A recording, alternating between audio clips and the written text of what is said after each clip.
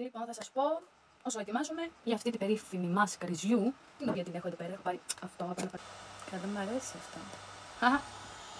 Λοιπόν, παίρνεις μια κούπα ρύζι, 2 κούπες, μη σου πω 3 κούπες βάζω εγώ, νερό.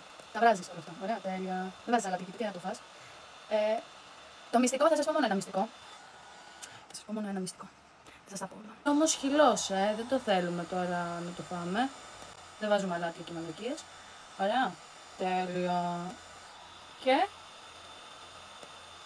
το μυστικό είναι να μην το κάνεις στο μίξερ. Στο μίξερ που έχεις δει κάτι βιντεάκι να κυκλοφορούν, αυτό δεν είναι το παραδοσιακό. Αυτό είναι το να είχαμε να λέγαμε ότι κάναμε και μια μάσκα ρυζιού. Κάτω όπως κάνεις το πουρέ έτσι, μην το κάνεις σε blender. Έχει κάποια άλλα μυστικά που βάζεις μέσα για να βγει αυτό το. Μου λέει θα σου πετύχει η μάσκα μόνο εάν. Θα σου δείξω περίμενα. Εάν έχει αυτή την υφή που είναι σαν glass. Αυτή τη λάμψη παίρνει το πρόσωπό σου. Αυτή είναι η θεραπεία. Προφανώς δεν θα την πω και εγώ τη συνταγή όπως έχει, ποτέ. Μπορώ να σας πω κάποια tips. Παρεπιπτόντως, παιδιά, αυτό το μαλαφέτη εδώ πέρα που έχω αγοράσει.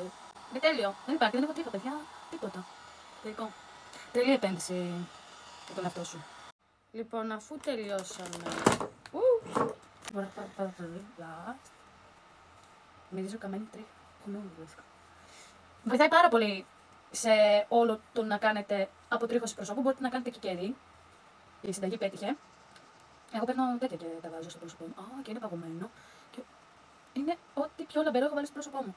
Λοιπόν, τη δοσολογία είπαμε για την απλή τη μάσκα. Τώρα για την παραδοσιακή που μου έδωσε η Κορεάτισσα. Κορίτσια, σας αγαπάω, δεν είμαστε τόσο κορυφαίες. Ίσως στο μέλλον σας πω κάτι παραπάνω. Αλλά σίγουρα μπορεί να κλείσει ραντεβού να κάνουμε μαζί θεραπείες προσώπου στο σπίτι σου, να δεις τα αποτελέσματα και να σου περιποιηθώ από το προσωπάκι σου.